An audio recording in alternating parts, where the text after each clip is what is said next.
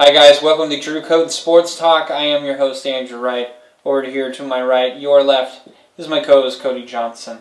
And in this video, I can't help but to think about a guy we used to play fantasy baseball with. I know it seems kind of, okay, whatever, fantasy baseball. But a guy named Randy Therese who used to play with us. Unfortunately, this past month, he did pass away. And so we want to dedicate this video to him because he would love this topic. Yeah. He would always talk about fantasy baseball, especially when it came to the draft. So, Randy, this is for you.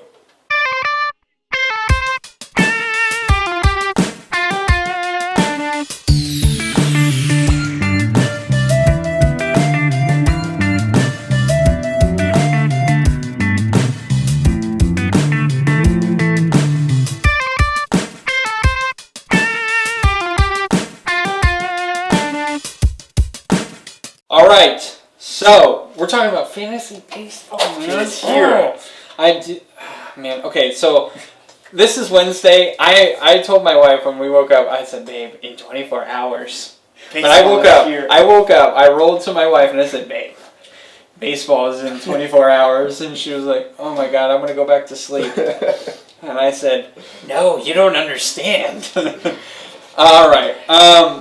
I'm really excited. I'm wearing the Giants stuff because baseball season is about to start. I got to rep my San Fran Giants, even though I'm not. It's not looking very good to start the season, and it hasn't even happened yet. Yeah, I'm not hopeful.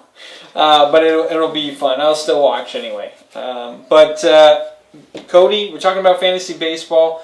I was curious. Going into the draft, I had in mind who I wanted as my number one guy. If he was available, that's who I would take right away. Right. Who was your number one overall fantasy baseball player? Well, my favorite one that I would have loved to have was Mike Trout, obviously, and I was fourth to pick up anyway, so I had a good shot because I knew who some of the players that were going to go first. But I would have loved to have Mike Trout just because he can do it all. He hits for average, hits for power, puts the ball into play. He's great defensively. He steals bases as well, which are worth double the points in our league. So yeah, of course I'm going to want to go with the number one guy. Ultimately, though, I ended up getting Nolan Arenado just because he's not an exact Mike Trout, but man, he can hit for 40 home runs. He goes nearly 300 for average, drives in a lot of runs. He may not be the greatest base stealer, but he still gets some anyways, which is important. And he's just a durable and reliable player to have. So that's who I wanted and who I ended up with come my turn. So who did you get and who did you want? Well, first of all, we were supposed to do a keeper league, and it got all messed up, so we couldn't do it. And I was going to have Nolan Arenado, so I'm a little bitter that he got him because I was like, oh man, he's still on the board. And then you picked him up, and I was like, no! I came in this year, I had Jose Altuve as my number one, and he was number two in the rankings. But the reason I always go with infield position players is the issue when you have outfielders is you have three outfielders on each team. So you can go later in the draft and still get a really decent outfielder. I'm not saying you're going to get a Mike Trout in the later rounds, but there are more opportunities to get a good outfielder later on. And so I always like to go after position players first.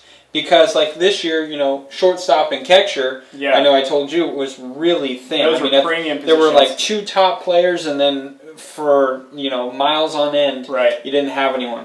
So Jose Altuve was my guy. I wanted to draft him. I think he's a guy, first of all, he's on a better team than Mike Trout. So my thing is, he's going to hit for at least 320, maybe even 330. He's going to get you 26 home runs. He's going to get you over 100 RBIs, maybe close to 130 RBIs. And he's going to have close to 30 steals. So, which is a lot of points in our league.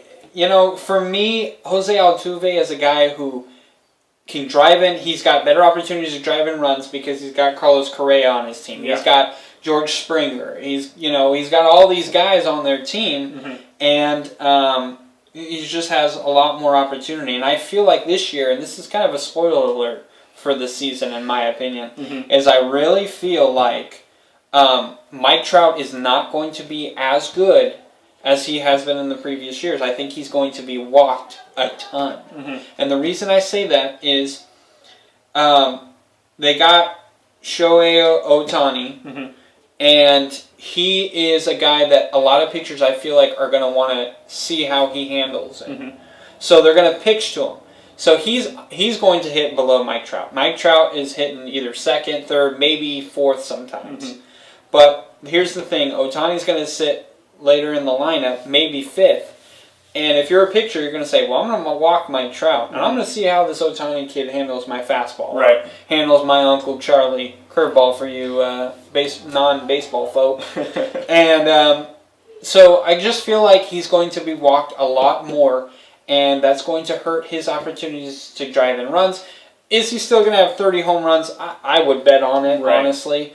I'm not saying he's going to be walked like Barry Bonds. No. But he will be walked a lot more, and I feel like Jose Altuve is going to have a better opportunity of getting more points. Yep. That's mine.